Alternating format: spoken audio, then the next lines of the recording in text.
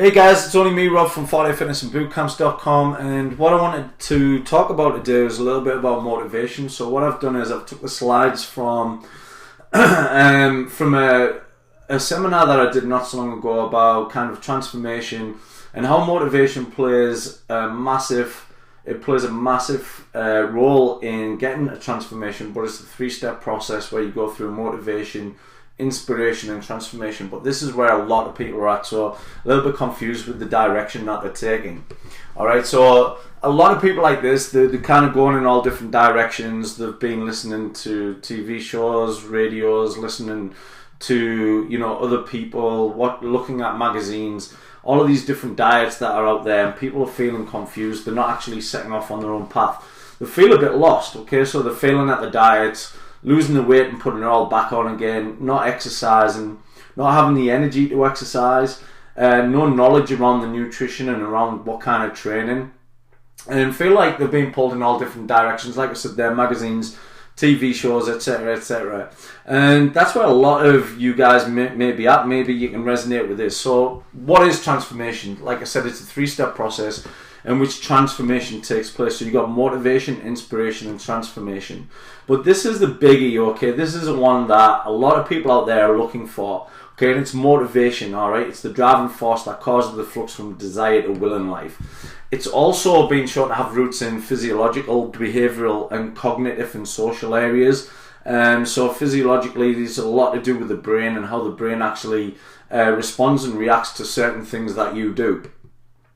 So where do we look for it? All right, so there's a lot of people looking out for it. On Facebook, they see different photos out there, like what is it? Sweat is fat crying, and all of these different things that you see out there. Looking at other people, all right, so other people's transformations, other people's photos, old photos as well. You may have kind of gained weight and you're kind of looking back. You may have had a baby or something like that along them lines, where you're kind of looking back at old photos and wishing you were back there. And also magazines, so you're looking for motivation in all different places to kind of keep you going with your training, keep you going with your nutrition. And like I said, there's two different kinds of motivation, and there's a lot of people that don't know this. So there's intrinsic and extrinsic. So let's see which one you are. Alright, intrinsic is it's driven by an interest or an enjoyment in the task itself. Now, how many people enjoy exercise? If you've not been kind of mobile for a while, then if you're a sedentary adult, then really the enjoyment of exercise doesn't really come into the equation. You don't want to do it. You may not have the energy to do it, like I said earlier. Okay, so this one also exists with an individual rather than relying on external pressures. So, pressures from other people, saying, hey, you're fat, you need to lose weight.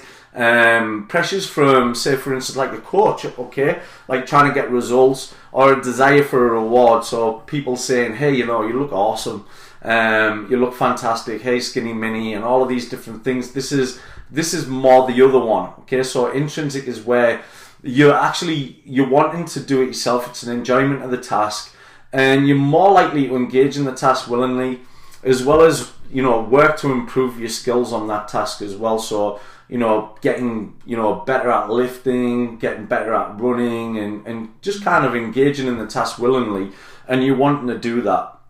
Now, like I said, this is intrinsic.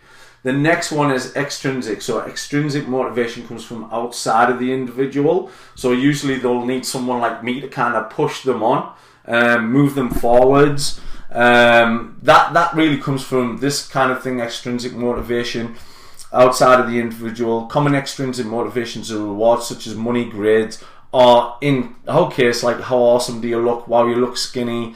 You're looking fantastic, and those rewards kind of make you feel great when people are saying these kind of things for you. So this is more extrinsic, and the fair punishment following misbehavior is also an extrinsic motivation as well.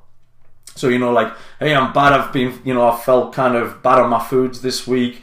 It's kind of it's a threat of a punishment. So what is someone going to say to you? And that's why some people actually do this. So like I said, motivation is important with three-step process, but sometimes it takes the role of a life coach like myself to actually start getting these answers out of you, to start digging deeper, to start peeling the onion, to actually find out your why.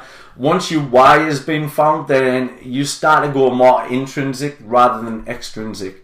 So I hope this has helped with motivation. Yes, it is a great thing to have, but if you keep looking for it and it's kind of like it lasts, we all know that sometimes you might see a photo, it lasts around 5 minutes, and then that motivation kind of goes and it never comes back. So you look for it elsewhere. Alright, so that's a little bit more on motivation, and I hope that's helped you out. Alright, thanks very much. Goodbye.